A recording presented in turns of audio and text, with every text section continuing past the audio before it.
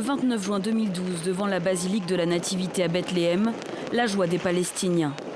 Le monument vient d'être inscrit au patrimoine mondial de l'UNESCO. Un événement culturel certes, mais aussi politique. Et il vous revient en partie, Elias Sandbar.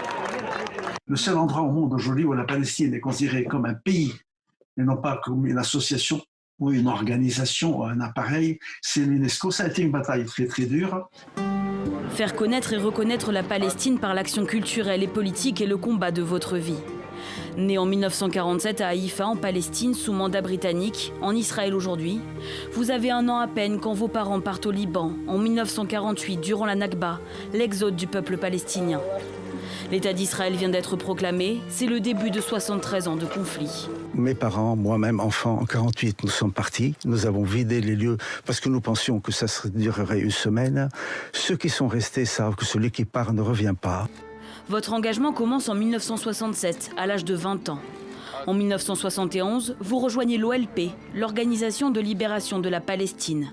Vous apportez votre soutien à Yasser Arafat contre les intérêts israéliens.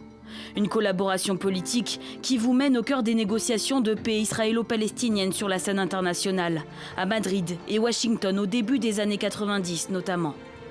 En 2012, à la demande du président de l'autorité palestinienne Mahmoud Abbas, vous prenez votre poste à l'UNESCO et devenez le premier ambassadeur de la Palestine auprès d'une organisation internationale. Aujourd'hui, la situation palestinienne est extrêmement inquiétante. Bien entendu, je pourrais vous faire la liste un peu de toutes les violations des droits de l'homme, de toutes les emprises sur les terres, de tout ce qui se passe au niveau des colonies. La politique certes, mais aussi l'histoire et la littérature. C'est ainsi que vous œuvrez à diffuser la culture palestinienne.